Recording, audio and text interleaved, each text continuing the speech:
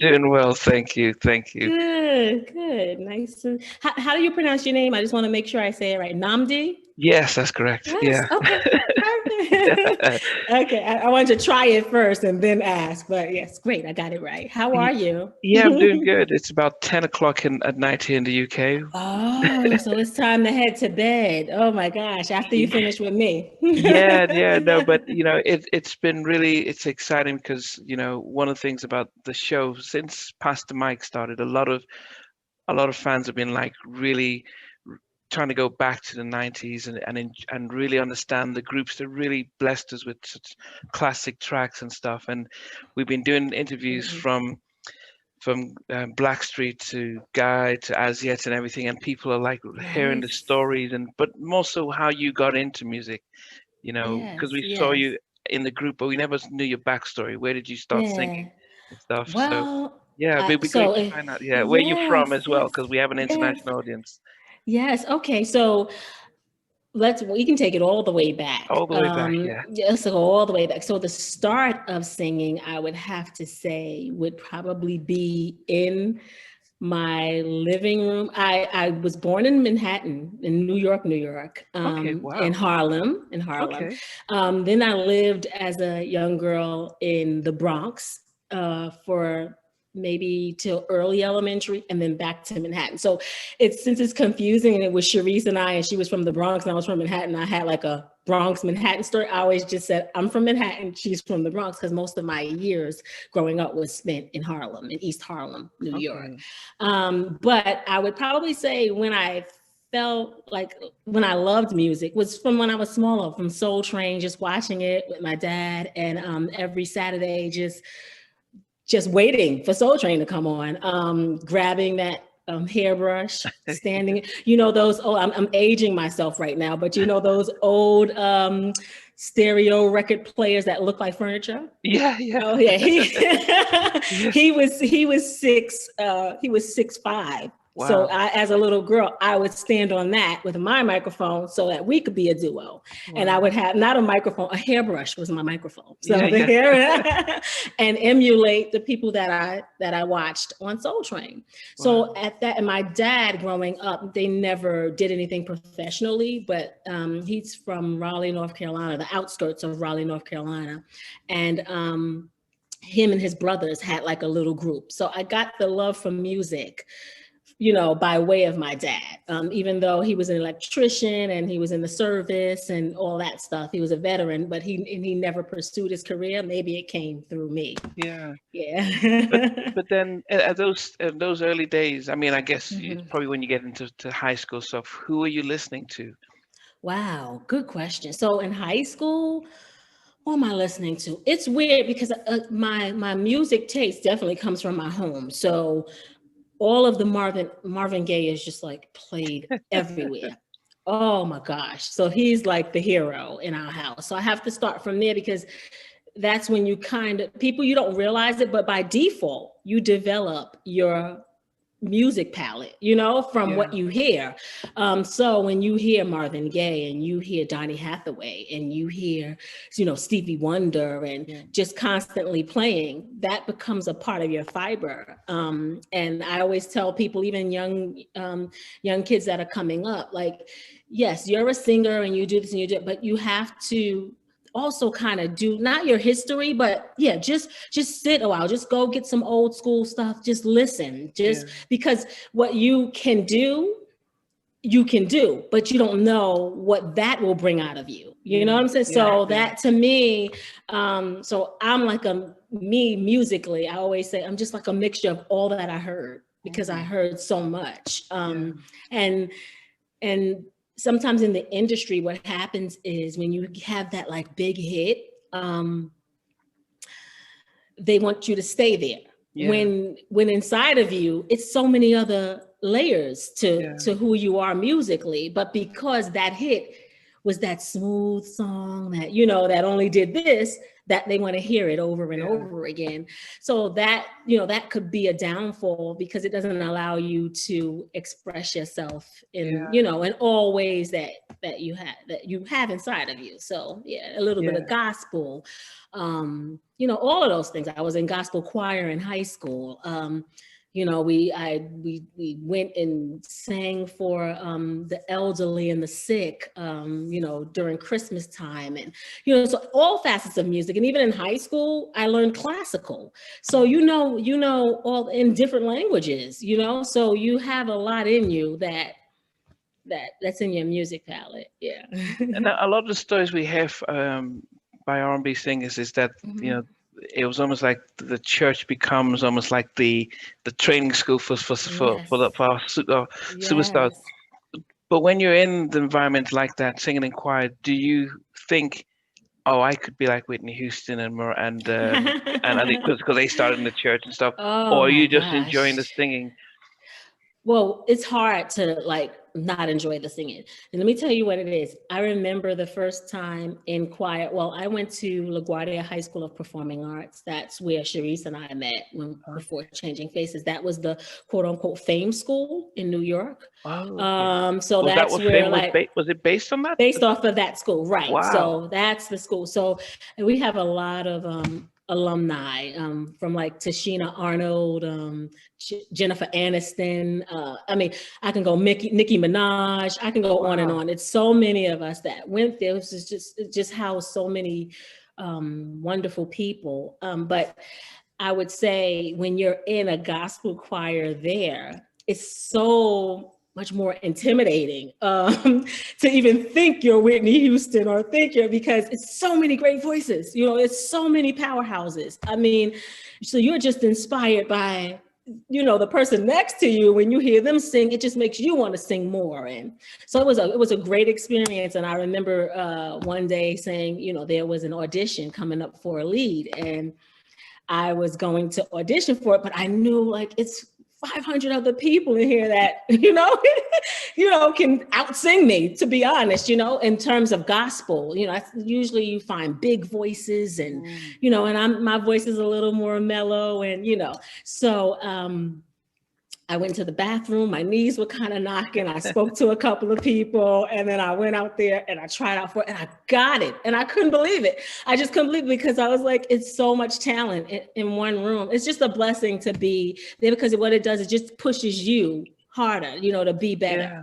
Yeah. And that's what I loved about that school, whether it was an actor you had a friend with, a dancer, just the dedication that they had to what they were doing always inspired you to keep going. Yeah. Now, the fact that you actually went to that kind of environment, was it a conscious decision by yourself and your family that, you've got a talent here and we need to you need to go to a place where you can nurture it? Because that tells me that there was a roadmap to be able to enroll in that kind of environment. Well, what's funny is, so when I gave you my backstory, I kind of skipped over it. So I was born in Manhattan, right? And then I lived in the Bronx as a young girl, and that's where I would do the whole Soul Train, standing on a, thing with my dad. And when we moved back to Manhattan, it was for work reasons. My dad worked in Manhattan and so did my mom. And we were getting at that age, the 7, 8, 9, where, I'm the oldest. So we can kind of be latchkey kids, in the city, let yourself in and let yourself out. So my mom was looking for places for us to live that would allow us to be close to the school where we wouldn't have to, try, how you have to work it out as a parent. Yeah. So work out the, proximity to the school or whatever. So with that being said, that's how I know God has his plans and he works it out the way it's supposed to be. She had a choice of 3 or 4 different locations, but she happened to pick the one location in East Harlem. And that location housed a middle school or junior high school. I don't know what you guys call it there, but a middle school that was called East Harlem Performing Arts School. And that's where I ended up going to that school. And that's where I met a teacher by the name of Kurt Forsett. He was the music teacher. And I would just sing in talent shows and stuff, but it wasn't anything that and he was like, I hear something in you. You have a tone like nobody else, and you really should nurture that. And I'm like, really? I said I wanted to take some piano classes and I like acting, but he's like, no, you should nurture that. So he worked with me and he actually helped me prepare for my audition. He says, you're going to audition for that fame school. And I'm like, oh my gosh, you're going to audition. And he helped me prepare for that audition. And I have to reach out to him to find out what song it was, but I sang it in another language, in German, I believe it was. Wow. And it was classical. And I mean, I've always done it, I've always sang, and like I told you, in choir and in church and stuff like that. But I don't know if it wasn't until that point that I was like, maybe I have something here. And I do believe that, like, a lot of times people's teachers and people outside of even your family, they see things in you, that help inspire kids, to be. So I don't think I would have ever auditioned for that school had it not been for my teacher, Mr. Forsett. Isn't that crazy? But what about your folks when he brought that up? Did they say, no, great, or were they like, yes. no, we wanted to be a doctor, a lawyer? No. They, now when you think about it, I'm blessed to have parents that didn't put any expectations on their kids. I'm the eldest, and I have a brother and a sister that are twins, a boy and a girl, okay. And they didn't put any expectations. And I grew up in a household that was filled with music. And I really believe in my heart if that's something my dad would have been able to do, he would have done it. Had he not had a family that he had to go out and support, or whether if it was really on his radar for him to do it, he would have done it. Yeah. So I think go ahead, Yeah. So you get into the school. When you get into the school and you're seeing all had Fame come out by then? Oh, Debbie yes. Allen. Yes. Leroy. So is it Leroy and everything? Yes, Leroy. Absolutely. Yes. We all right. Debbie Allen and Leroy. Isn't it great? Yes. And what's the other lady? The pretty girl?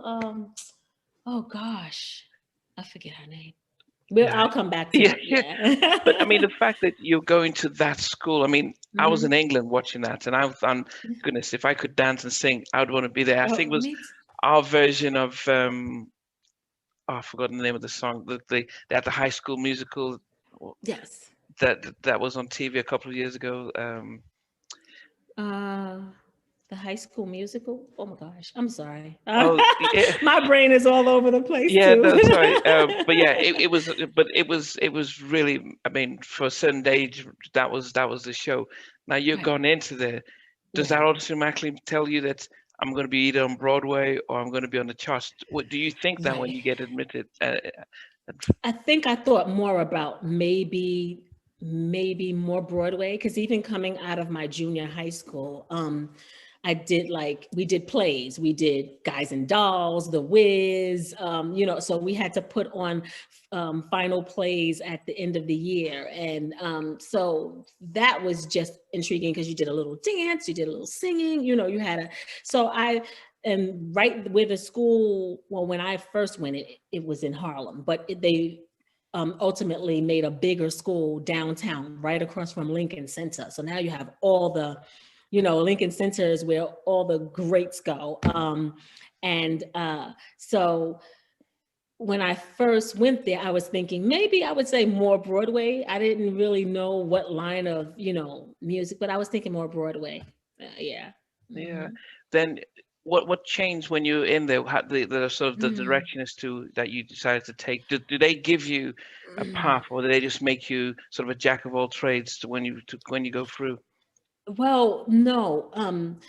The thing about that school is you have art majors, you have musicians, you have singers, you have dancers, and you have actual artists that draw. And so those are, and actors and actresses. So you're kind of, I think each floor, each level had their own thing. So you're kind of in your music section and there, but you come together in your base classes, like your math and science. And that's how you're able to gel and meet with other people from other likes of the entertainment industry. Mm. Yeah, so they don't put you on a path, but they do teach you jazz, they teach you gospel, they teach you classical. They also teach you, they start the process of you learning how to read music, theory. Yeah. So just to give you all aspects of your major. Yeah. That's, yeah. Mm-hmm. So so you're going through the school. When do you start to get a sense of what you might want to do as you're getting towards when you're coming out of school?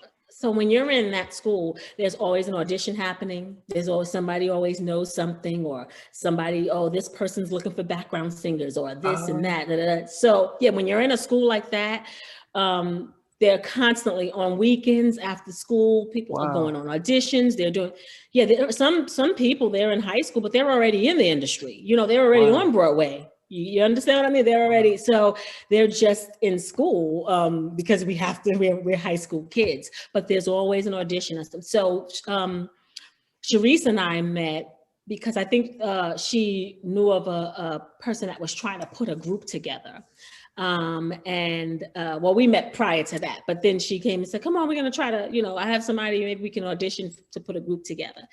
And that didn't pan out. So then we clicked, and from there we like auditioned for, oh gosh, what was the show that everybody was on, the big show with what's his name, the one, the McMillan man, is that his last name?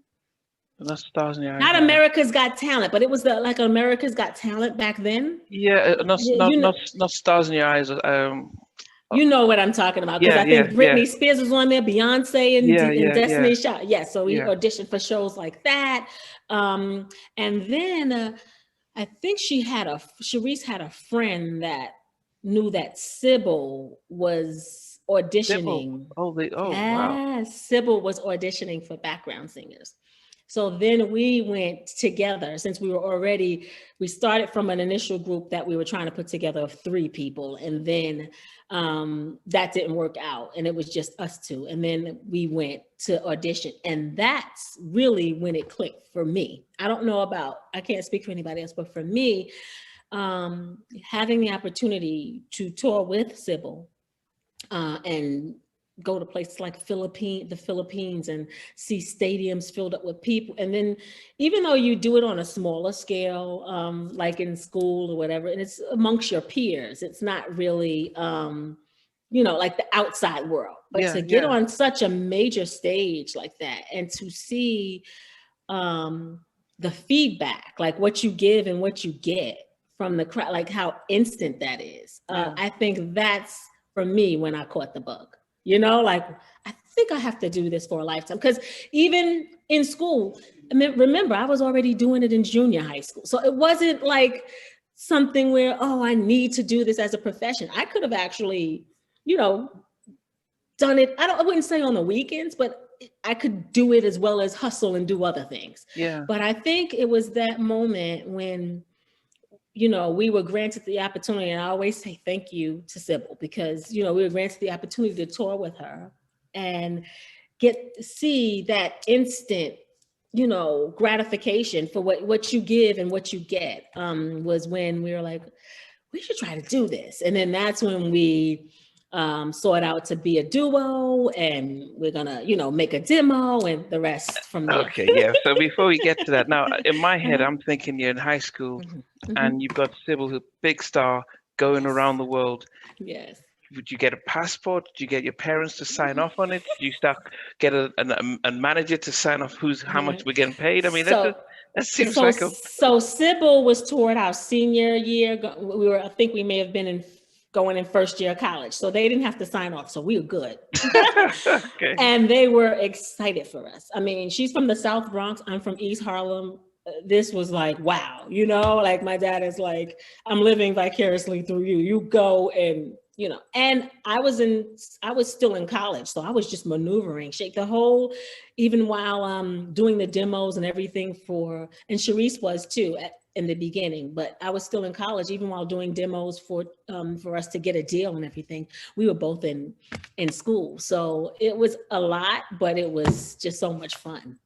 And so I can understand the stage part where you're singing and everyone's clapping and stuff, but then the mechanics of being on tour, who teaches you about making sure that you're not being cheated, making sure you know, it's not a free workshop. You're actually getting paid and hotel bills and stuff. How did you learn all that at that young So, age? so, you really just go with the flow. I'm being honest with you. Like It's when great. we're with, you learn by watching, you learn by listening, you learn by, looking, like just because it's the business part of it. Like I love to sing. I love music. I don't care Yeah, what kind of music it is. I even see myself if I'm like in an office space and they're playing music. I'm entertained. Everybody else might, still be, but as long as you have some music in there for yeah, me, you know what I'm saying? My toe is tapping or I'm doing something like I love music, So that's the love of it. It's the business part that you're never taught. yeah, And that's the sticky part. And that's the part that, if you don't love it enough, yeah, it will just poof, it'll be yeah. away because the business part is the ugly side of it. Unfortunately, everything that glitters is not always gold. And that's what we've been learning. So I'm a fan of music and stuff, and Mm-hmm. we've been learning that through us listening to this Donnell was on last week and stuff. And Oh yeah. yeah, we've been Uh-huh. learning about that. Where goodness, we see you guys in videos, and we see your albums going platinum without realizing until Left Eye told us that Mm-hmm. we're not making anything most of the Yeah. time and stuff. That's So funny you had yeah, Donnell because my husband and I, who's a producer, his Journey of a Gemini album, he produced and I wrote and sang. I'm on there too. Special Girl. I'm doing backgrounds on his album. yeah, Yeah. So. no, yeah, that was great, Uh-huh. and Uh-huh. we spoke about how a lot of people loved that album, but unfortunately the industry had changed where he didn't Yes, get he was, and he was ahead of his time on that album. Like that album yeah, was incredible. yeah. Yeah, yeah. I mean, lots of fans would I haven't mentioned that you're coming on because I would have been inundated with questions. So I wanted to, and I realized it's Ah. still, yeah. Yeah. But going back, so how long did you guys tour with With Cyril? Sybil, oh gosh, I want to say a couple years, A couple of probably, years. yeah, probably two, probably Wow. two. But it wasn't all at one time. It was in and out, because tours can be short. So she'll have a batch Okay. of shows here and batch of shows here. Okay. So I want Okay. to say maybe like 2 years, but while with Sybil, she had a manager at that time. And then he wanted to take on managing us as a duo. So he was like our first manager that was trying to, get us a deal because I guess that's what we wanted to do after that point. And then we went from manager to manager, and then we ended up with Shanice Carter, who's a friend who actually attended the same school that we attended. And Shanice Carter and Mark Pitts. Mark, he's a Yeah, he president of was. RCA now, and he was Yeah, with he used to be with, Biggie, and yeah, Big and Puff. yes, Yeah, yeah. yes, and they managed us when we got our deal. But Shanice Carter was was the main instrumental person to get us the deal with Kenny Smooth of Spoil Rotten, and then Mark Pitts came on, and then from there they were co-managers for us. Okay, Mhm. so while you guys were on tour, did you then start talking about we can do it ourselves as a group, Mhm. just the two of us, or what It's was? Yeah, the one thing I tell people and what I tell myself even now that I'm back to being in love with music and and I just put an album out of my own is to take in the moment because Mm, you're going there's going to be so many things that are blurry if you don't. And for me, I have a whole lot of blurry areas because I think when things were happening, they were just, so I can't even pinpoint to you. I can't even say, you know, this is when it happened or that is when it just happened. And I think, but I know at that moment of touring for Sybil is when we knew that this is what we wanted to do. And that's when we acquired a manager and and went from there. But I just fell in love with the stage at that point. I Yeah. did. Mm-hmm. So 94 is when your first album came out, but then what Mm-hmm. year did you guys decide, okay, we want to be a group? And especially, I wanted to be interested to see which groups were out there that you were looking at and thinking, wow, these we want to be like this, or we these. Yeah, it's well for duos. Well, that was so our story was a little different because we didn't really have a lot of duos to emulate because there's hardly any out there. It was Peaches and Herb, and you had guys and girls, but you didn't have um two girls. And at that time you had like In Vogue, and you had all the three girls groups, even if you go back to Diana Ross and the Yeah, Supremes, yeah, and yeah. it was more Jade than and two yeah, women, Jade, and you had SWV. And I mean, even though we were all kind of at the same time, the only two girls but they were doing R&B prior to us was probably like Salt and Pepper. It wasn't anything, but they were hip hop, and they're the queens of hip hop, and it's like yeah. they're out, and it's a totally different genre. Mm. So we were given a lot of flack, and a lot of doors were closed because it was like two girls, and now when you think about it, it felt really sexist because it was like, it's not enough to look at. Oh, And that's blah, the blah, blah. And question. it's like, yeah, yeah. So it was like, you need three or more, and any groups that are really successful, they have, three or more members and blah, blah, blah. And that's what we faced. We faced that a lot until finally we met. We were introduced to Kenny Smooth by way of Shanice Carter. And and he was getting a label with Craig Coleman for Big Beat Records. And we had, we done our demo, and they didn't care that it was too. They loved the music, and they loved us, and the rest is history. So you got to knock on a couple doors. Now, Um, as a fan back in those days, it was strange seeing two because I know there was Terry and Monica.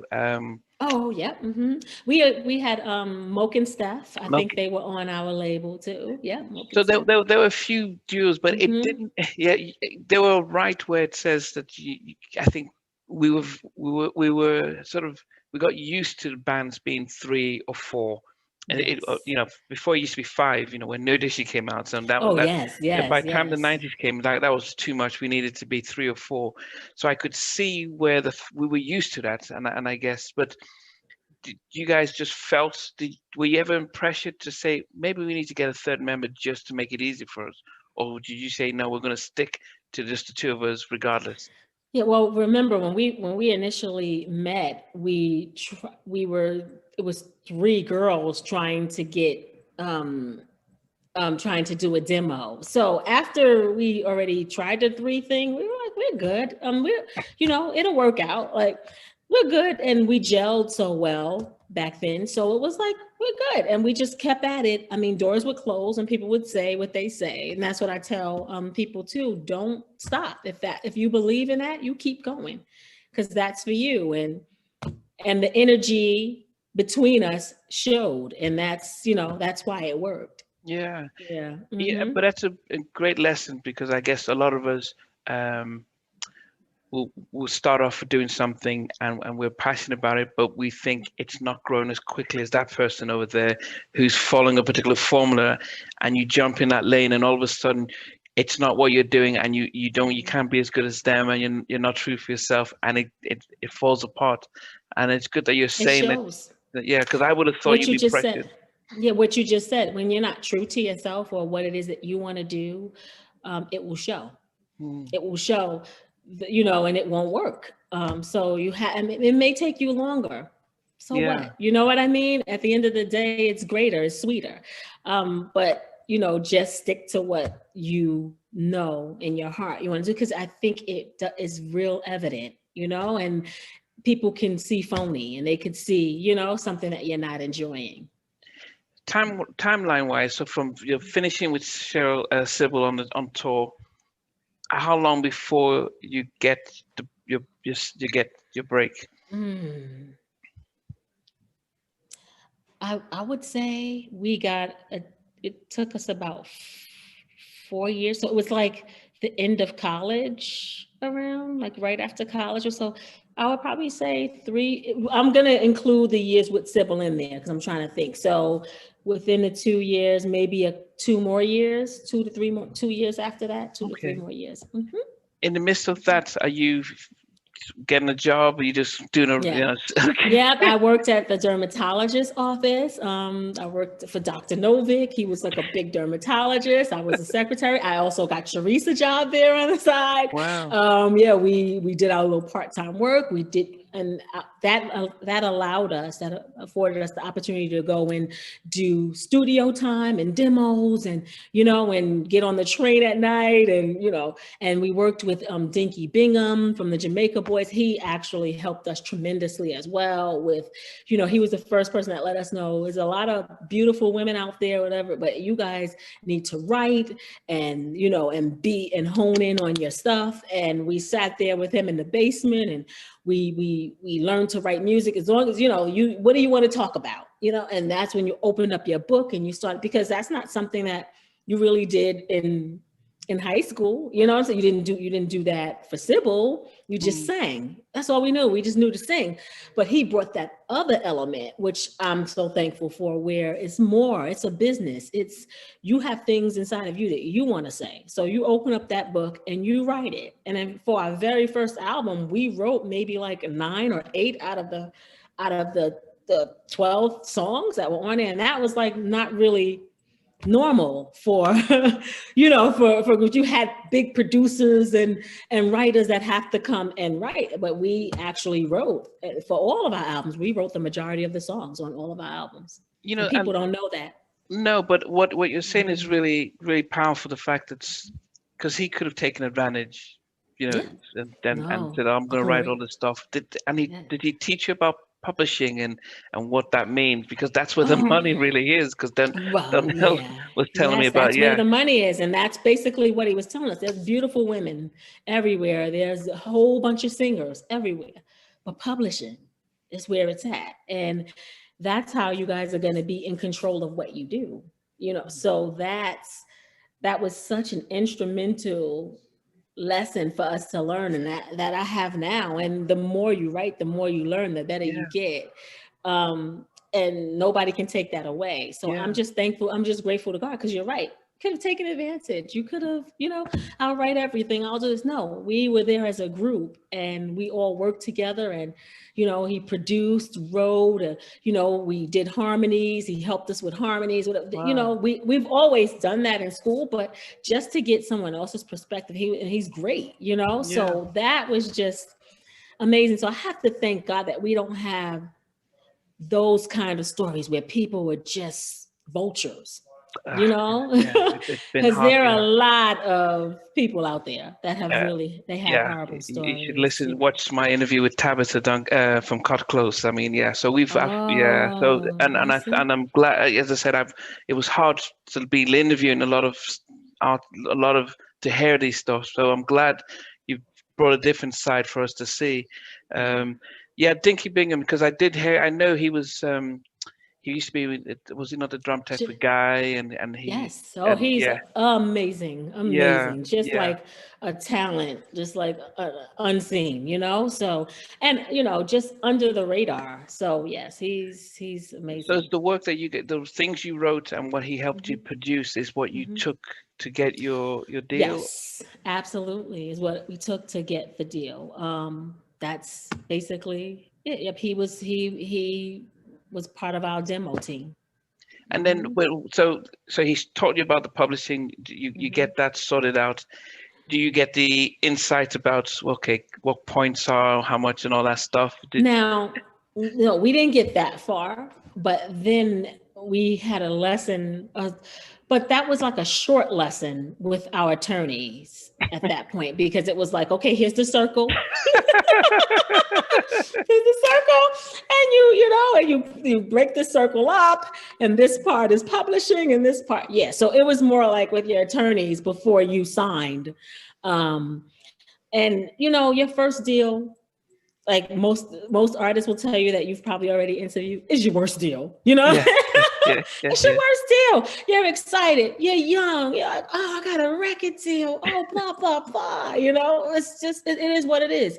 You're going to be taken in in some form or fashion. I mean, am I right or wrong? Yeah, yeah, yeah. Yeah. We've heard the stories, but I'm happy that you said you at least you had your publishing sorted out. Yeah. Well, yeah, we did. We were good on that. I don't, we probably could have gotten more or whatever. And Everyone I'm would, yeah, sure, I'm yeah, sure I would have loved to have more. yeah, And looking back now, I'm grateful that you own your own publishing. Nobody's yeah, getting nothing from anything that you do. So I guess those are the bumps and bruises of learning in this yeah. industry, because I'm not, and I know that I'm not the only one, so No, no. Unfortunately, our yes. black artists have really suffered. Uh, Oh, the that's a whole nother topic. Yeah. Yeah, yes.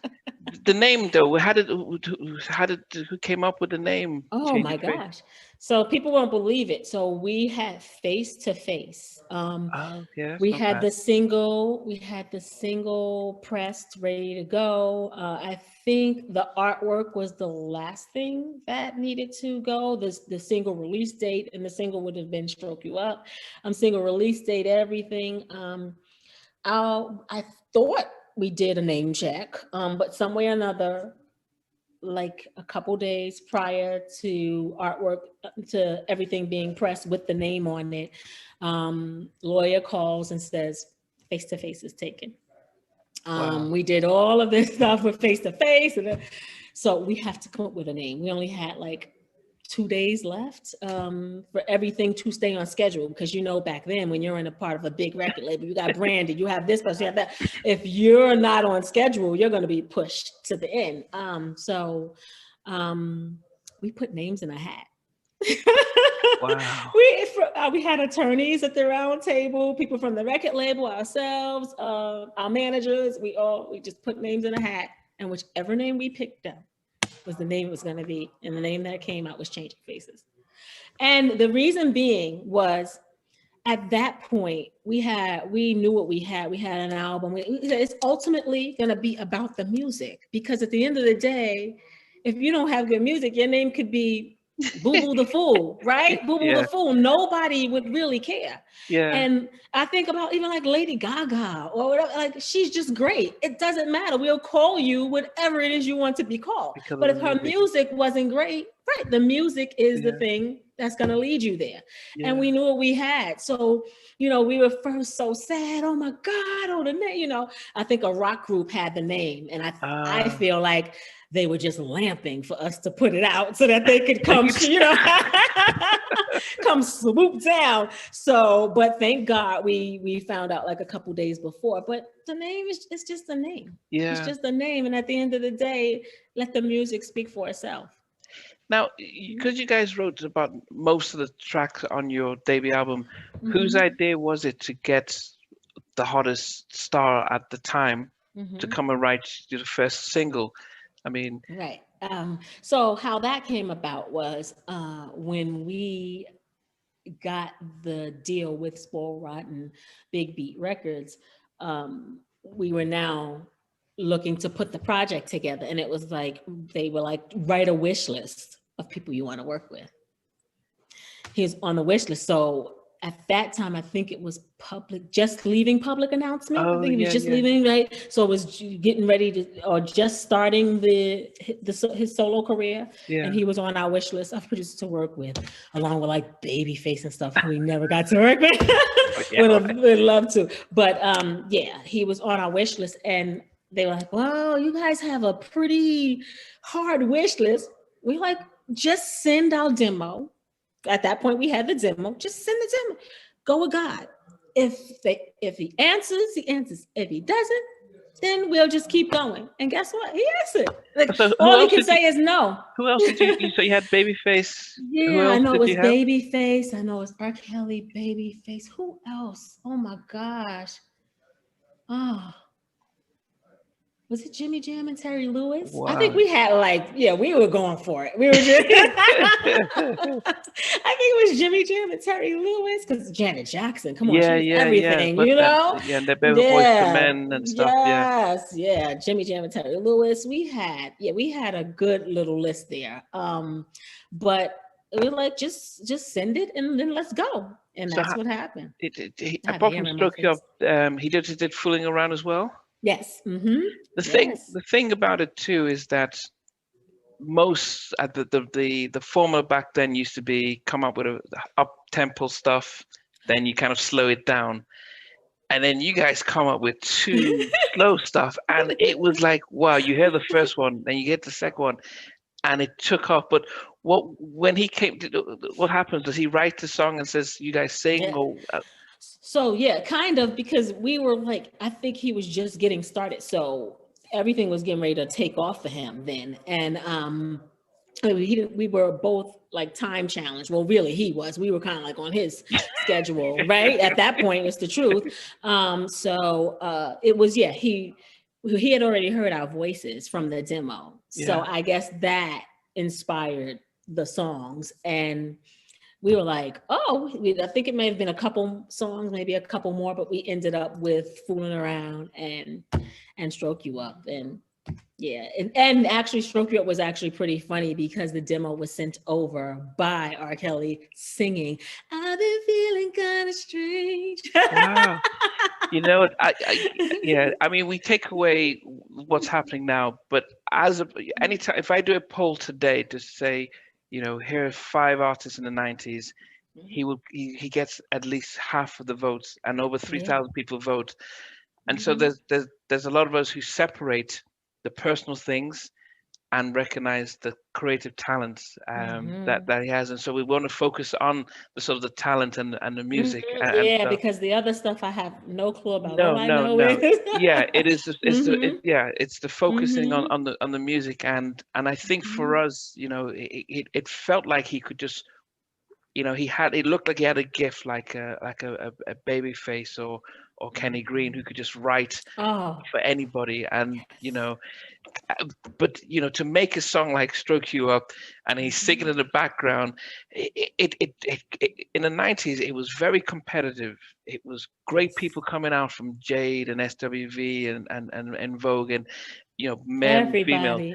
But to break through that, did you hear his track and think, oh, this is going to be a hit, or what was your thoughts? Yeah, so it was, well, when I heard it, we knew it was going to be a hit, because also it was like, it was hard to do. Well, here's the thing. I'm with you on, here you come with this slow stuff. And I think when was Stroke You Up? Was it Get Out or Stroke You Up? Because it was, we had 2 slow singles. It may have been, I don't know if it was Get Out or Stroke You Up, but one came like in the middle of the summer. And I'm like, it's the summertime. People want to dance. Like, what are we going to do? But the inspiration, and I think we were both on the charts, I think, came from like a Boys to Men. Like Boys to Men just come out with slow bangers, it doesn't matter what's on the chart. Boys to Men is number 1 or 2. So you had Jade with, Don't Walk Away, and this one, those were big hits, and SWV, When I'm So Into You, all that stuff. That's cool, and it was rhythmic, but I think that's the thing that set us aside from everything else, because it was, what it did was, that was our sound. Now when you hit it, that's your sound, and it's like, well, that's the difference, and that's what made me want to go with that. Like, yes, I feel good about it, because it's like, it's not like anything else that's out there. No. As I said, it's to come out in the 90s, to actually have a lane, it was very impressive, and as I said, the song was amazing. Now, do you then look at what's the song about, or do you just because I wonder if you're, because this is your first thing, your family going to be listening to it and stuff. Oh, that's what you thought about. Thought about my family. I thought about my grandmother, my church-going grandmother every Sunday. Yes, you did. But then I was like, listen, this is just, it's just play. This is music, And with Stroke You Up, the beginning part, I want to tell you, I think it took us hours to do that. We laughed so hard. The talking part, we laughed so hard. Like they couldn't even get to record it because every time you went to do the whisper, relax, you were just dying laughing. Like what? This is crazy. So it was, it was all done in fun. But it was like, you have to play the part. Here's the part. Here's the song. It's a hit. You got to do it. And that was basically how the whole thing. But it was funny. It was a lot of fun. And it takes off. It's going up in the charts, both the not just the R&B charts, but also the Billboard Top 100. Right. Does it surprise the label and everyone how quickly the single and the album is doing? Yeah, I think they tried to play catch up because it was like, it kind of got away from them. I think they tried to play catch up, like, wow, because it just came out of nowhere. And that's what happens with like a hit. And that's why I say to even people that are out now, like, try to be in the moment because it can get away from you. And even for us, I believe it got away from us because it was like happening so fast. Like, wow. I just quit my job at the dermatology office, and now you're saying what? I mean, they literally had to tell me to quit. They're like, Cassandra, I think it was like Kenny Smooth and Shanice were like, you have a record deal now. I'm that, East Harlem hustler. I know I need my little money over here. And it's like, no, you have a record deal and you're going to get an advance and you have to quit. And I'm like, nope, not until I see money. Not until, right. I need to see something, so it didn't hit me. It didn't hit me until it finally was like 5 heartbeats when either I called Sharice or she called me, the song is on the radio, and it was because it was a slow jam. Yeah. It was on the build. Yeah. No, but it was on the midnight, the overnight, Oh yeah. So we were woke up out of our sleep screaming like crazy because that was the first time you heard it, like 1-2 in the morning. Okay. And it was because it was on the mellow, Yeah. That's where they first started to play it. And for us New Yorkers, in terms of music, you get any new music, it seems like New York plays it last. I would have thought New York was, because I lived in LA. I thought that would be New York, LA. They get it first, and you don't know it until you start to travel. You're like, New York, has this kind of bouginess about it, I guess, with the radio stations where it's like, when we play it, you've made it. You know what I'm saying? Okay. We were like hot in the South and in the Midwest and Chicago. I was in Milwaukee, going to college. And so, yes. And our first show was like in Lexington, Kentucky. It was great. Like give all props to the Midwest and to the South. I mean, wherever your fans are, that's where they are. Yeah. Yeah. Number 3 on the Billboard 100. I mean, so that's big to get, forget the R&B charts. They're talking Billboard, I can't remember, you're going against Backstreet Boys and Britney Spears and all that kind of stuff, and you're top 3. You said it happened too quickly. Were they quickly trying to get tours out? I mean, what was that like for you guys? Yeah, that's that's what I'm saying. It's like all a blur because it just happened so fast, and then you're like, we're number 3. Are you kidding me? You can't even register it. You just can't even digest that because you don't. You just have to pinch yourself like, really? So I don't know. I mean, God just, made a way out of no way, but I couldn't even register it, to be honest with you. I really couldn't. I was grateful and excited and happy, but it was just hard to grasp it. Does that make sense? Yeah, it was hard. It was like, really? Did you then start to talk? Because that's what got you into it. Yeah. Well, and when it was there, we were still promo touring because we had a lot of promo touring. Like back in the 90s, the majority. I don't know why they waste money on those promo stuff. Just giving away free music and free so many promo tours. You would not even guess. Yeah, it was to me. I worked briefly with at Edmunds Entertainment, and they were Oh, you going, did? and Yeah. I couldn't understand. And I studied business, and I'm thinking all this wasted money on promo stuff. Why you're See. just giving out free CDs to people, the whole album and stuff. But so you're going on your tours and stuff. Hmm. Then they say, do you get involved in who's the next single? Because I know Fooling Around was another big hit, but do Hmm. they speak to you guys, or the label just does Yeah. it themselves, or what? No, no, no. They speak to you, and I guess since it was like a great combination with us and R. Kelly, it was like, well, let's go with this, and you guys, and we really were a major part of the songs that were on our album. So it wasn't like you can pick something and we'll be like, oh, absolutely not. We liked or loved everything that we did. So yeah, we were like, well, hey, let's do Fooling Around. Yeah, well, he's already given us his magic touch with the first Yeah, single. Let's see what yeah. happens with this. And I think that really took the album itself, really, Over. really took it over. Mm-hmm. Did you enjoy the touring parts of it then? Because this is different when you're being a background singer for a star. Now you're the headliners and the Hmm. main stars. What was that like? Yeah, then it was fun. It was new. It was fresh. You're touring the world. Yeah, we had a ball. Then it was, you're still oblivious to the music side of it. So it's fun. You're oblivious to the fact that you're not making a whole lot of money. You know what I'm saying? It's just a whole bunch of fun. So yes, then that first album, absolutely. Yeah. But as things progress, then your focus starts to get a little clearer. Yeah, yeah, Mhm. you'd hope that your managers. And Mhm. I was talking to Joe Little from the Rude Boys, Oh, and okay. I was doing an interview, and I said it's what's amazing is that if you were an NBA player or football player, you've got a talent, and your agent gets you a deal with the club, and you get a big salary, big advance, and they take care of everything. If you're a recording artist, everyone comes to see how can we sap your energy, and knowing that, well, if we do all that, you may not be great at what you're doing. I- how soon did you realize that it isn't?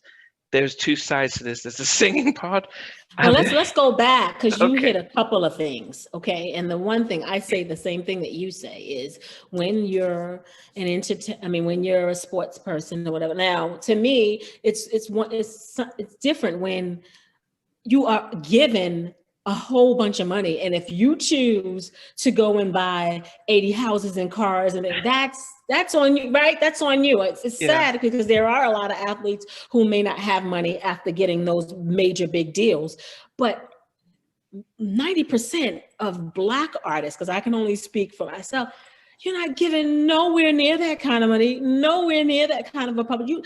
You're already in the negative starting. They don't even give you a head start. Like, that's the only thing about I'm going to go from the Black music world that I take an issue with, because it's not even like after you're 3, 4, 5 albums in and you just want to, take a break or whatever you want to do, right? yeah, You're not offered any position on ESPN as a sportscaster. You're not offered any position coaching for that basketball team or for that college team.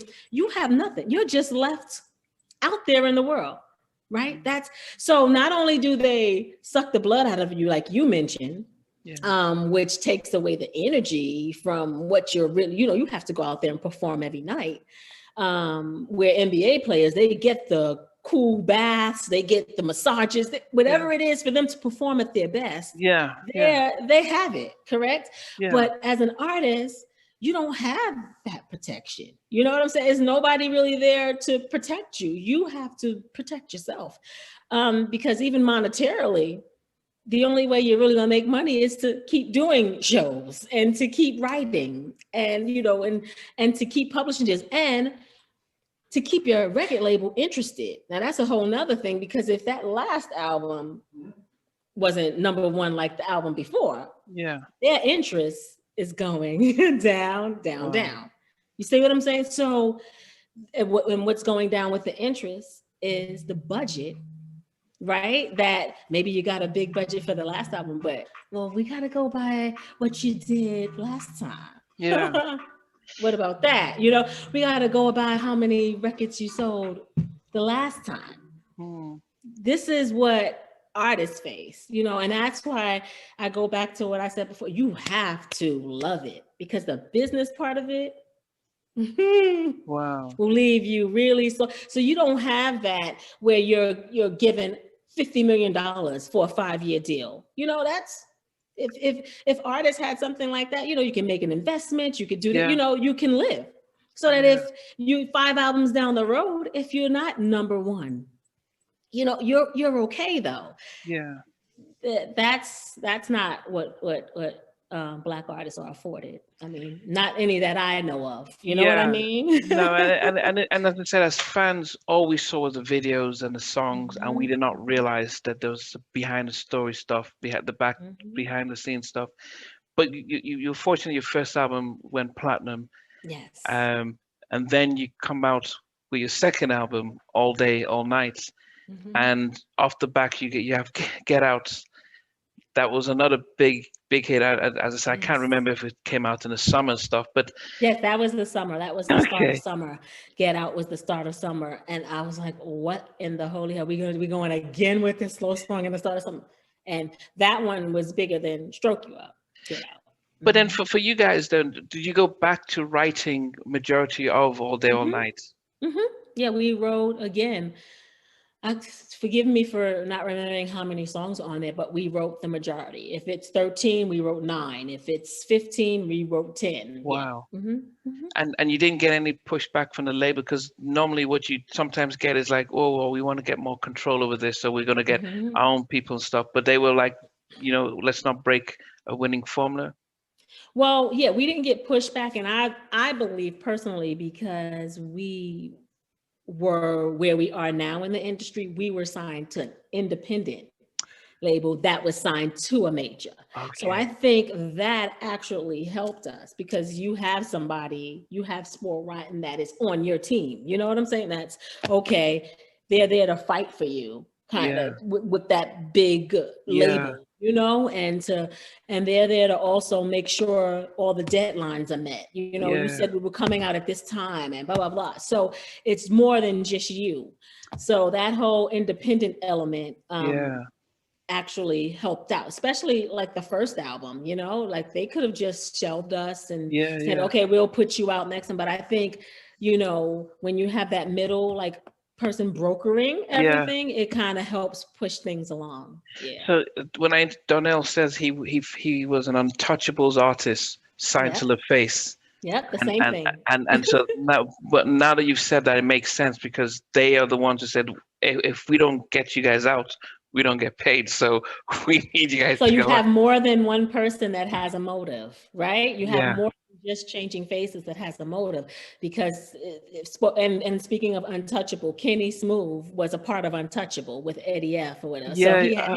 he had his own label. That's who we were signed to. Isn't that weird? It's Okay. just a Yeah. small Yeah. world. Yeah. Okay. Yes. Yes. Yes.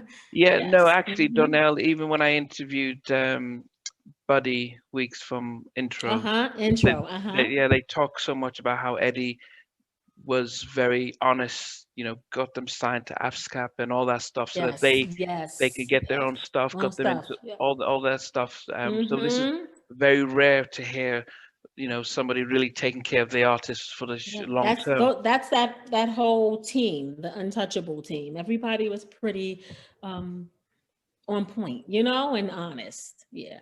Hmm. When the second album comes out and it does well and everything, what is life? How does that change you? Wow. The second album was a little sticky for me.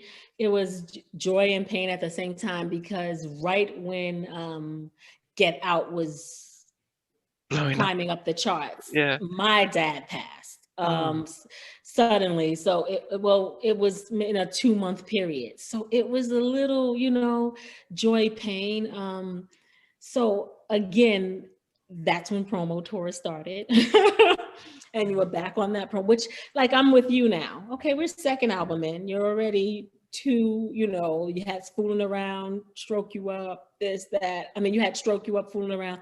So we're back to a long, drawn out summer promo tour.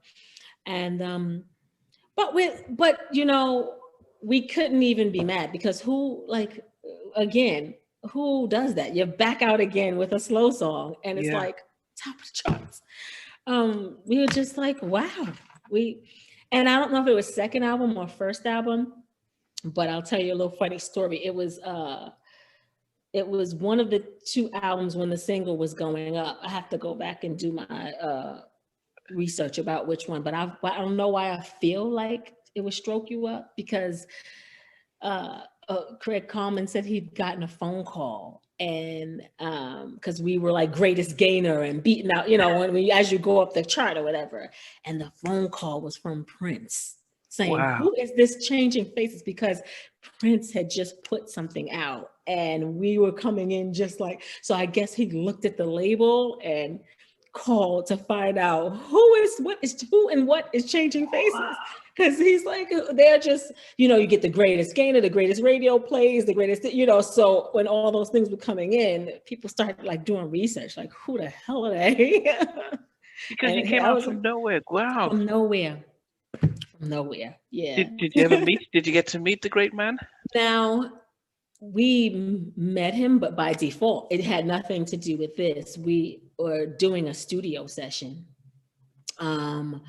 Oh gosh, what's the studio on 8th Street? Jimi Hendrix studio. God, I'm sorry, but it's on 8th Street. It's on 8th Street in the Village. It's Popular Studio. If any musicians or artists are here, they'll know exactly what I'm talking about. We're there and we're recording and we're in our studio, and the engineer from the next studio comes and says, we're having technical difficulties in our studio. Would you just mind? We're at the final stages where he just needed to do, you know, the end of his mix, even if it's just for half an hour. Guess who was in that studio? Prince. He came. His studio broke down and they needed to use our studio. So we met him briefly, but I think I was probably so starstruck that I was just and he thanked us for allowing him to use the studio and interrupting our time. But yes. Was he very? We always see him as this quiet, shy little guy, but he wasn't a man of many words. He was, thank you guys so much, and it's like, well, you could have the studio, you know. Yeah, Prince, are you kidding me? Yeah, oh my gosh, yeah. So we're sitting there like, wow, we just met Prince, you know. No autographs, no pictures, anything? Or you tried to play it cool? We tried to play it cool because we're in the studio and it's like, we don't want to like bombard, which we should have taken advantage and got a picture because we let you use our studio at that time. Yeah. But yeah. Oh my goodness. It's all good. I wonder if he remembered that you were the Changing Faces that he called him. That's what I said. Like afterwards, I said the same thing. I wonder if he remembered that he called Craig Coleman. I said the same thing. But you know, he's Prince. He don't remember no little Changing Faces. But maybe if we would have just had the opportunity to mention it, you know, remember when you called, you know. But, if he heard a song, he probably would have just related it and stuff. He would have related it. Yes. Yep. I mean. But then you get, as I said, you've got 2 platinum albums. You know, I mean, you're really standing out because I think what was happening in the 90s. I mean, towards the middle parts, you know, some of the second albums for some of the other R&B groups weren't doing as well. But you guys were doing you guys were continuing to lay out the hits and doing tours. What was your relationship with the other bands, you know, other groups that were out there about that time? I always tell people like the 90s was so much fun. Like when you got on tour with Guy and you know, and Teddy Riley, and you know, when you get on a tour, it was like fun for you because you just want to go back to the dressing room. You kind of want to be the first one to go on, so you can go back to the dressing room, you know, take the sweat off your face and watch. It was like such a great experience because you had so many great people on that tour that you loved, you Yeah. honestly loved them. Like I would say, even with the girl artists, like with all the girl groups, it was just like so many, but none the same, Yeah. none the same, Yeah. Yeah. Yeah. none the same. Yeah. And you could go to a show that had SWV on the lineup, In Vogue on the lineup, Escape on the lineup. Yeah. Yeah. I can keep going, Changing Faces, Yeah. Yeah. Jeanne, let's do that. Let's do Jeanne. Even if you had Changing Faces and Jeanne, you could close your eyes and you would know each and every group that was on that show. You would know the difference. Yeah. Yeah. So that's what I loved, because you were able, every vibe was different. You know Yeah. what I'm saying? It was no one like the other. Yeah. And that's what made that time fun. Even for guy groups, maybe there may have been a couple, that, because men, their voices, because sometimes the range is not as, but outside of that, you can close your eyes and kind of know who's on that stage singing. And that's what I Yeah. loved about the 90s, because Yeah. everybody had their own thing, and they were not trying to be who they weren't. They were true to who they are. And I think that's why we felt the music so much. Yeah, no, true. I Mm-hmm. mean, even with the guy groups, I mean, Blackstreet was different from Mm-hmm. Jodeci. Yes. Jodeci were different from Boys to Men. Yes. Even though Drew Hill, you could say were like a Jodeci, but Right, right. They still had still, a yes. different vibe and stuff. Yes. And I think the producers were really in their element, creating really good, memorable songs and things. Yes. Yes. But you didn't have any fallouts with any of the Oh SWVs no, or Janae no. or It wasn't that kind of party. Never did we have a fallout with anyway. I don't have that kind of news because we never had anything like that. But No. so you have 94, your first album, then you Mm-hmm. go 97, so the good 3 years, and then 2000, Mm-hmm. it's when you come with Visit Me. Um, the Other Woman, was that another R. Kelly track? No, that was Joe. Joe, the music. Oh, Yes, that was Joe. okay. Because That he was Joe. I started, love that song. That was Joe. yeah. Yes. Wow. So Joe how did that come wrote. about? Where, because Joe is Mhm. probably very quiet, He's but really one of our, really yes, consistent. all I had time. always, yeah, Yes, yes, yeah. That was Joe. That was um yeah, because we love Joe, or like he's incredible in terms of his writing and producing. So we were like, we need Joe on the next album. That's how that happened. wow. Yeah. At that time, there wasn't, because if you had the formula with R. Kelly in the first two albums, Mm-hmm. there wasn't a sense of, oh, we need to probably get another Kelly track, or was he just too big and busy? It's like, oh, we have to forget and change it out. So No, but he was on the album. But it wasn't no, yeah, we were just by that time you probably wanted to kind of switch it up a little. But it was still great. It was, yeah, yeah, that was Joe. People don't know that. And that's what's yeah. no. As I said, I mean, Joe did a lot of stuff for Profile, because I interviewed Yep. LJ from Mm-hmm. Profile, and but Mm-hmm. as I said, his albums were consistently fire. On point. Yeah, every album he Mm-hmm. had. But I didn't Mm-hmm. realize I would. I'm sure people would have looked and see Joe Thomas, but I don't think we would have Yes. really thought. We would have thought R. Kelly actually did it. Yes. But Yes. wow, That was Joe Thomas. Exactly. Yep. and you still continued writing the majority of the songs with yourself. Still then. Still then. Yep. Wow. Till the final album. Yeah. So then here we have 2000. You do your third album. You're touring. Hmm. Music industry changes quite Oh my dramatically. gosh. I Yes. mean, Yes. because hip hop is becoming a lot more prominent, so the Mhm. radio is playing a lot more hip More hop. hip hop. Hmm. Um, And the music industry is now, the chart is, instead of having a hip hop chart, is hip hop R&B. yeah, yeah, And then finally it's adult contemporary. So now R&B doesn't have its own chart anymore. It's hip hop R&B. So you see it gradually changing. yeah, First you had hip hop, now it's intertwined with hip hop. So that's making it smaller. Then it's okay, let's just take them all the way off and put them over here yeah, on adult contemporary. Which that stung, because now you're not only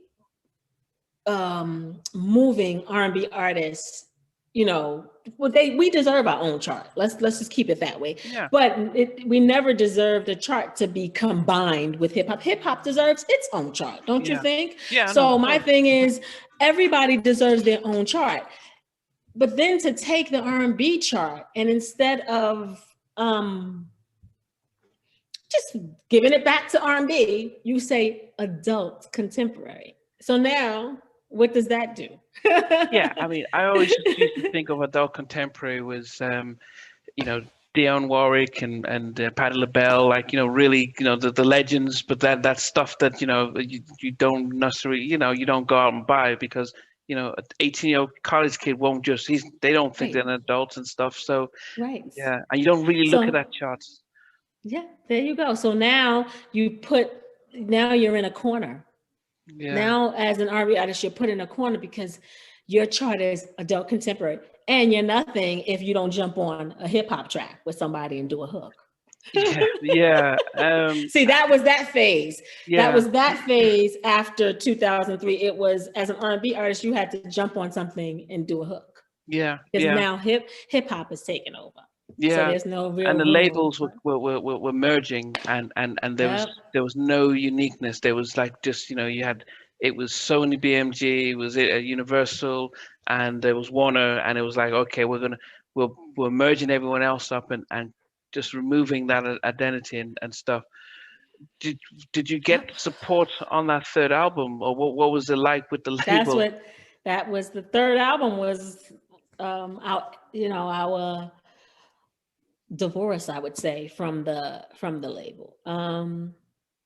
It was, I think it was at that point too where it was singles that we didn't want to be put out, and I don't really want like to get into that, but it was more like, or the timing for what we wanted to be put out wasn't, so it was like you had a meeting about this, but then you go off and do that, you know what I mean, that kind of thing. And I don't like to bring out the negative, because I think anything negative all is a learning lesson, and Yeah, it yeah, and it taught you so much that it can be turned to a positive for you in the future. And yeah. yeah, that's when we just started. It was a disconnect, I should say. And yeah, that's when we left Atlantic Records. But at that time, I would say this: we were signed directly to Atlantic Records. So now it's changing faces. Atlantic Records. We're So no longer with Spoil Rotten. Mm-hmm. what difference did that make? Because I think Intro said the same thing. They Mm-hmm. left up. Mm-hmm. They went direct to Atlantic as well. But what difference did that make? Now you're just a number. Okay, you come out first quarter, your second quarter, your third quarter, but you're assigned your A&R rep, Okay. and they oversee your project, and which we had a great A&R. We had Rich Christina. I wouldn't trade him in for the world, but it's still the bureaucracy. Like, it's still Atlantic Records. So no matter, it's like, okay, you're due out in May, you're here, it's just not that same connect, that intimacy, like that, because now Atlantic is huge by now. You Yeah. have, God rest the dead, you had Aaliyah, you had Brandy, you have all, you have Timberland and everybody over. So it's like a lot going on. Yeah. So you Yeah. become like a little fish in a sea, And they're competing against themselves, and they're not going to do that. And I think, are they not under Warner Brothers? Was that their parent company? Yeah, they're Warner Brothers, So all of yes. a sudden, Mm-hmm. Warner is still saying that we don't want to Yes. compete against, and that's what happens Yes. when they brought all the labels together. It just meant that they just didn't have the opportunity to fight for one another. When everyone was No. separate, everyone was trying to fight for their own. But when they came under one roof, That's it right there. You're all merged in together, and it's no clarity, and it's no, and you feel like you said, you feel like you're fighting amongst people, we're all a label. I never understood why labels, if you have, I think it was LaFace that did that, that put everybody together, because LaFace was banging. They had everybody at that time. They had like Yeah. Tony Braxton, TLC, you know, and Usher, if you Usher, you can put them all on a tour together. Like everybody could help each other, you know, yeah. instead of fighting against each other, or, you know, give this person more money than this person. You know, if you invested the time and energy in all your acts and put them out there together, to me, you know, one, even if one is, you know, selling more than the other, then the other is getting noticed, you know, like they're acquiring, they're acquiring the attention of an audience that maybe didn't know about them. So to me, one could help the other, you know, and I just never understood that, because that's how it should be. Yeah. You should do, if you're going to do a promo tour to help all the acts on your label. So you guys in Intro or Brandy didn't do a collaboration in anything? No. Yeah. You see what I'm saying? Yeah. No, I mean, yeah. I mean, and that's what some of the independent labels were doing back then, like Bad Boy or so, you know, No Limit. They were the face. Yeah, they would say, look, we've got a brand. We want you to know about our artists and stuff. And I think we would never know about Tony Braxton had she not been on Babyface. Yeah, right? yeah. We would never know about Snoop Dogg had he not been on Dr. Dre, right? Yeah. So it was the introduction, and it's that gets you. It's like, oh my God, who is this? Like when I heard Tony Braxton, like, who is she, right? Or when you saw Snoop Doggy Dogg, you know, you were like, what? Yeah. He is. So it's who you're being introduced by. So that's what I'm trying to say. I may have been listening to Dr. Dre, but had it not been for him shining the light on Snoop Dogg, I probably, you know, you wouldn't know. And that's the thing. You use what you have. Yeah. You know? Yeah, it was less to work. But you guys came, I mean, it's not an easy thing to come up with 3 albums, being an R&B group, because the way the industry changed. So that was an accomplishment of itself. Oh, thank you. Yeah, you know, when I interviewed Cut Close, they did the first album. They're working on the second, and they got dropped. They got shelved. I mean, so politics and stuff. So to come out with 3 really big tracks and get noticed after the third album and all the politics and everything, you sort of, were you guys then touring, and you know, did you start thinking, well, we're going to go our independent route as Changing Faces, or the industry has changed, is there space for us? What was it like for you? We felt it. We felt the industry kind of changing. And I think that, and we felt that the support wasn't there, like it had been for the past 2 albums. So it was not as vibrant of a time, I should say, as our past 2 albums, because it was just, like you said, the industry was changing, the support wasn't there, and you know what it does? It just takes the wind out of you, and that's when the business takes control, and that's when the business is like, this is not fun, you know. You know, we might want to just take a break, you know, because you don't feel you're being appreciated, or you know, you don't feel like you're being appreciated. And that's at that point, that's when it was like, oh, you know, I think I may have mentioned maybe we need to take a break, and that's when we severed ties with Atlantic Records. Yeah. Now, the one thing is that when you guys are a part of a group, do you guys live in, where were you living? Where were you living? New York? Still living in New York? New Jersey, and Sharice was upstate New York. Okay, so I always wonder about groups. Do you have to stay near each other because you have to go talk? Could you go live in Los Angeles and she's out in Canada? And then you can meet, and you can. There are groups that live all over the place, and then you meet at the destination. I mean, the promoter has to get you there from wherever you are. Okay. So you can live wherever. But we still lived in you know, right neighboring states. I was New Jersey, she was New York. So when you guys started, you're in college, young and excited and stuff. I've heard stories about, not about you guys, but just how the business and actually the work can change things. I've seen the 5 Heartbeats, I've seen the Temptations, and it must be challenging, especially as a group, through the ups and downs and stuff. How did you guys maintain a good friendship throughout the ups and downs of of releasing three Yeah, albums? it goes through the ups and downs. It's hard to maintain. It goes through the ups and downs because the business gets in the way, and it's just on all avenues. And even from when you're in a group, if you know you spoke to group members, you can feel like you're getting taken advantage of from the label, and then you can also feel like other group members are not doing their part or whatever. So it's a lot. It's a lot. So it goes up and down. It's But like, mhm. is there anything that do you guys? And I always wonder if you guys would write, like, when we start off, like, we'll always promise to always tell each other the truth and be supportive. So then you bring out that little list and say, remember what we wrote when we were 5 years? I wish we would have done that, but no, we never did that. That's a good thing to do.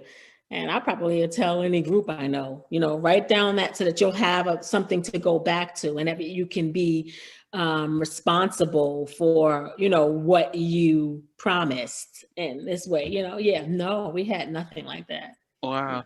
So you guys sort of, after the third album, you sort of we don't hear anything from you guys for a while. Then there's rumors about, you're bringing out a new single and stuff. And then we jump off to you bringing out your own solo stuff. A big question everyone has been writes in and says, oh, why did you guys break up, and are you guys coming back together? I mean, because it's like yourself, Total, because you were so much of a part of our memories for a lot of us who are of a certain age. We do miss that, and then but when we don't see it together, we always wonder. Well, sometimes you come to a fork in the road, and especially even let's take it back. When you're younger, you agree on a lot of stuff. And as you get older and you find yourself, everybody has their own opinions and their own way of looking at things. So that's when that fork in the road comes. If you think back to even your friends when you were in elementary, or you might be able to count on one hand how many high school friends you have. Yeah. It's the same thing. You just end up in a working relationship with your high school friend. You're still growing, right? You're still growing. You're still, it's like with the relationship with your high school girlfriend. I mean, you can count on probably one hand how many people that are still. So it's just life. It's it's the growing pains of life, and I feel like they do too. Oh man, that was a nostalgic time, and it was the 90s, and da, da, da. But everybody has to do what's good for them at that, at whatever stage in their life they're at. And right now, I'm just doing me, and she's doing her, and it's all good. Yeah. So in 2013, you come up with CRC Music. What was the idea between coming up with your own label and stuff? Well, in between that time, I had been, I stepped away from the industry, and I'm like always into learning new things or whatever. I actually loved real estate, and I took my real estate class. I got my license. I started doing real estate or whatever, and as well as writing for other artists. So I was writing. I think I did something for Jody Watley, for Lisa Left Eye Lopez. I started writing with Donna. So I was starting to I just wanted to do different things, like get outside of the changing faces thing and let your mind run free. And that's when I started writing. I had some artists that I was working with, and that's when I developed CRC Music. So that's, I had to do a company to kind of back up what I was doing. And then as I was writing for others, I caught the bug again, Okay. Yeah. Did you feel as if you wanted to step away and just go behind the scenes? Absolutely. That's how I felt. Because that's what the business part does to you, But I always said, even and high school. Since I went to a performing arts junior high and I went to a performing arts high school. When I went to college, I just went to the CUNY University, Hunter College. I went to college and I got a degree in sociology. I said, while in college, I will not take a single music course. And I didn't. I took not an iota of anything musical. Just to see if my soul will still pull me towards it. That's what's going to let me know if that's what I'm supposed to do. Yeah. And after college is right at the end of college is when Changing Faces developed. But it's the same thing I did to myself after Changing Faces. Split it up. I said, let me just step away. Because if it pulls me back, then sometimes you have to silence yourself. You have to get out of your own head and you have to just let it come to you. So that's what I did. But you were developing your own artist, but you then decided to release your own self first. Yes. No. Well, again, when you're dealing with artists, you know what I'm saying? Again, it's a hard job, right? So it allowed me to see things from the Atlantic Records perspective too, all that you put in. So you're on both sides, and some of the artists, they were younger. So I'm like, you need to work that out to make sure this is really what you want to do. Because we don't, time flies by in this business. And before you know it, somebody else is out and doing what you said you wanted to do. And it's over. So while doing that and working through the kinks of that, I decided to do me. And how did you think it? I mean, I think the landscape of music changed quite considerably with streaming services, meaning that you could, you didn't have to go to all the mom and pop shops to start promoting your singles and stuff. Oh gosh, yeah. Did you start to see it as a good change and an easier way of getting your music out there, or did it still seem harder?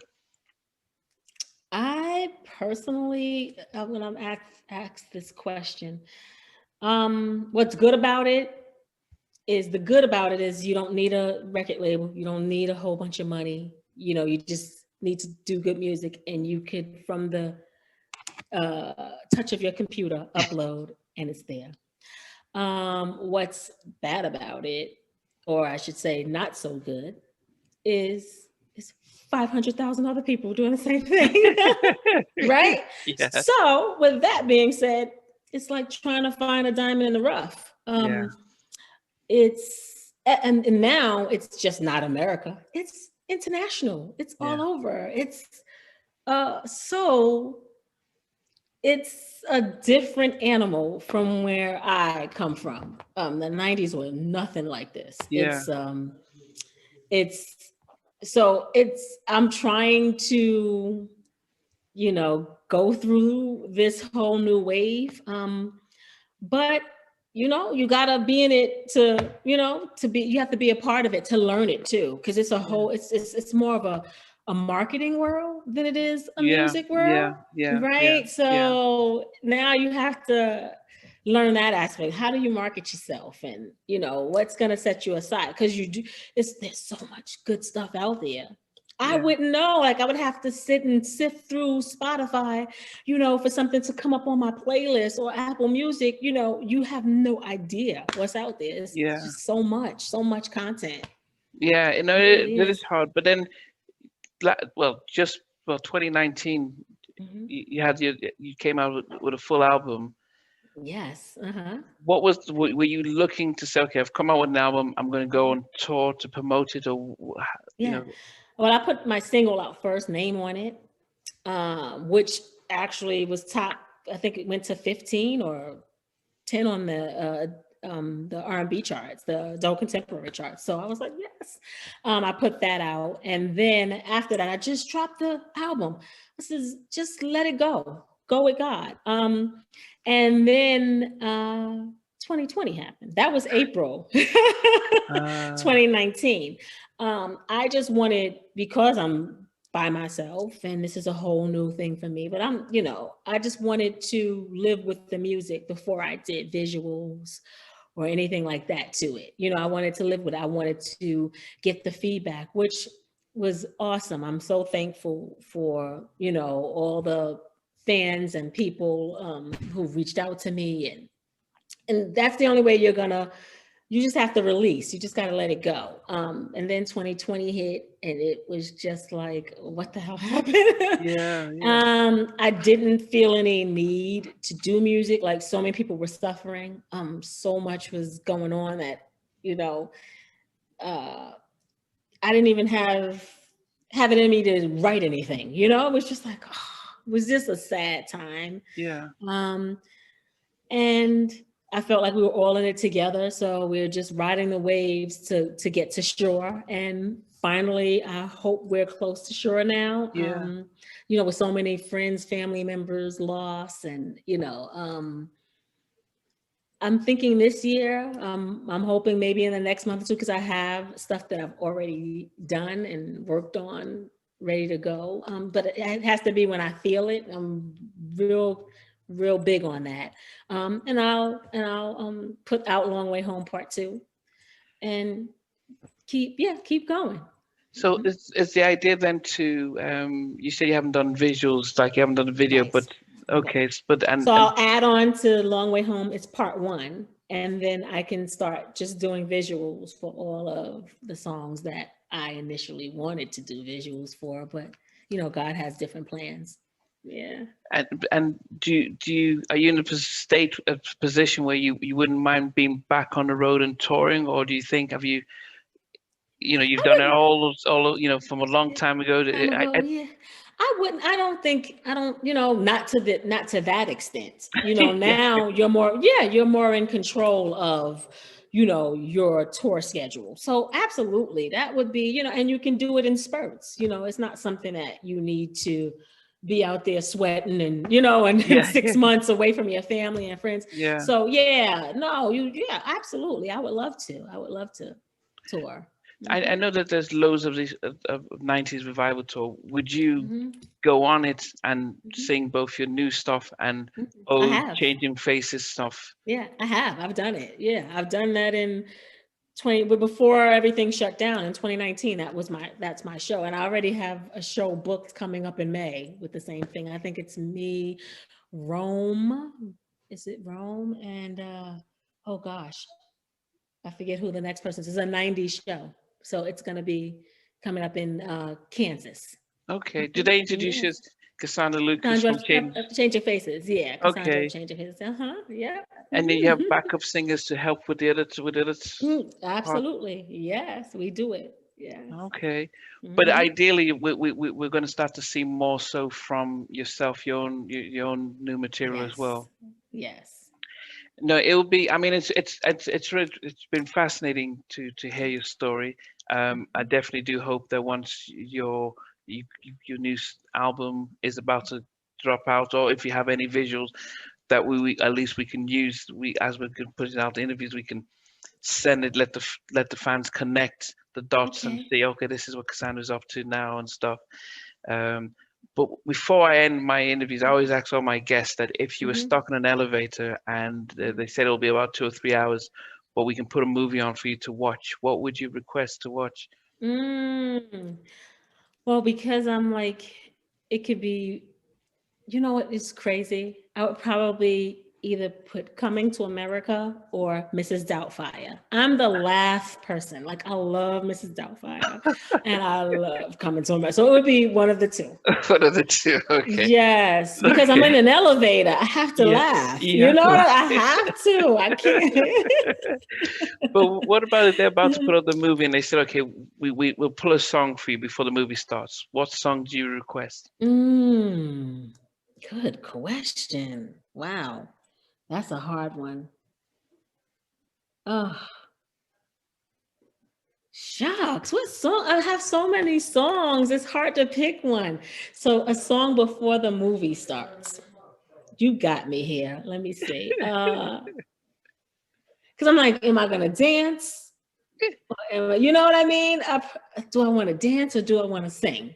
Do you ever have that Oh, your one song that like, okay. no what happened, this is my song. Maybe This is one, maybe Michael Jackson. Maybe which want to be one? starting something. Okay. Okay. My favorite all time song is "Lady in Hmm. Your Life," "Lady in My Life" by Oh, Michael see, but Jackson. that's singing. So I'm saying, do I want to dance or do I Oh, want to sing? So with Lady in My Life, I have to sit on the elevator floor and just go to town. You know what I see, when I asked Donnell, mean? he Uh-huh. was the he said "Lady in My Life" as well, and Oh, nice. I said, well, that's my all time favorite. And I said, would you ever consider how come in the '90s everyone did a Stevie Wonder remake, but no one Hmm. did a Michael? And he says he actually did "Loving You" based on he listened to it and wrote his own version of it. It sounded very much like Yeah. it, and so yeah, which was amazing. But yeah, And that's here I am with a Michael song too, right? Oh yeah, man. I think he was Hmm. supposed to come to London to do his "This Is It" tour. Uh-huh. I bought tickets with my wife, my brother, and we're like, we Uh-huh. couldn't wait. Unfortunately, he passed 2 months before the show, so Hmm. I've never seen him live, and the more you reflect back and realize how I think people forget, if you're selling 100 million, 50 million, when people go platinum and diamond, everyone's jumping up. He was Yes, If he didn't sell 50 million, there was a problem, and but there was a problem. he was just, we talk about R. Kelly and Babyface and all Yeah, this stuff, but he was, he you know, was he was just the stars, the moon, the sun. yeah, He yeah, was it. He was yeah, it. And I was blessed to get to see him twice, so perform. But I'm sad that you didn't get to see him perform. And even in his latter years, it's still unreal, like what he could do, like to a stage. You know what I'm saying? yeah, It's just wow. So yeah, well, we're blessed to have had them in our yeah, lifetime and yeah. No, definitely. and still have the music to go back to. So that's what we have to take and put it on, and that would be just something, anything Michael Jackson in the Yeah, elevator. definitely. Who are you listening to now? Who people may ask? Wow. I'm listening to Jasmine Sullivan. Love her. Uh, I just heard this new Bruno Mars and Oh yeah, with Anderson Park Anderson. Anderson Yeah, Pack. yeah, Yes, yeah, yeah, that's hot. I like Daniel Caesar. I love her. Um, Robin Thicke just came out with something new. I was yeah, listening to yeah. him. I listen to so many people, and then my my gospel. I listen to everybody. But yes, right now, that's what I'm just thinking about yesterday, what I was listening to in the car. I probably gave you the rundown. Frank Ocean. Frank Ocean was on our playlist. So it's Frank Ocean, who's the best. Yeah, that was yesterday. I may be missing somebody, but yeah. Would you collaborate with any? Because I know you Oh. sang back with Donnell, but Hmm. but I think I think what is hard to get yourself out there now as an independent Hmm. is you just getting your name, but a lot of collaborative sort of things tend to help. Like if you did a Yes. did a duet with Horace Brown or Yes. something. It's just like, Right. oh, okay, Right. wow, Right. this is Right. it. Yeah. Do you ever consider? I mean, looking. Yeah. But I think it would have to be something that happens organically. I don't, you don't want to force it because again, people could tell that you just jumped on something just because. So absolutely, I'm all for collaborations, and if something comes about, I have no issues with that. But it just has to be organic. Like we both have to feel that this is something that we want to do. Yeah. Okay. Well, I do have to thank you. You've given us a Mhm. lot of time, and I Yeah, I was hopefully, gonna say. I said, how long are your normal interviews? Are they this long? yeah, yeah, because what, it's about your story. So as I said, we Nice. started from your beginning and listened to your journey, and it wasn't if I just came up and says, okay, changing faces, because that's Yes. we've that's not you. That was a Right. part of you, but That was we've a heard part. your story, your journey. We heard about the industry because we're looking in and where you are now. So that's generally the whole thing. But as I said, Nice. On average, it is about 90 minutes with most of Oh my guests wow.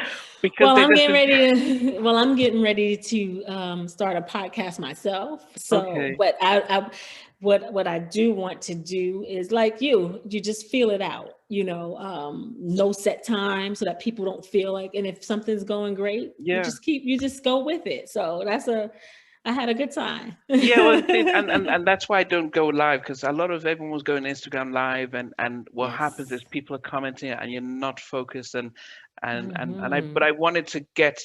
When I'm not doing this, I'm a therapist in children's mental health. Oh, wow. So Great. And children's mental health? yeah, here in the Oh, UK, that's yeah. amazing. Yeah, Yeah, good for you. it's and so, but all this stuff is about listening to a story, and so it's very intriguing to hear the story, and to and not to miss out stuff because you might think, oh, that was insignificant, but wow, that's a Well, big thing. that's why you're good because you're a therapist, so you're used to listening. So that's Yeah, good. And and allowing people to speak their truth. That's great.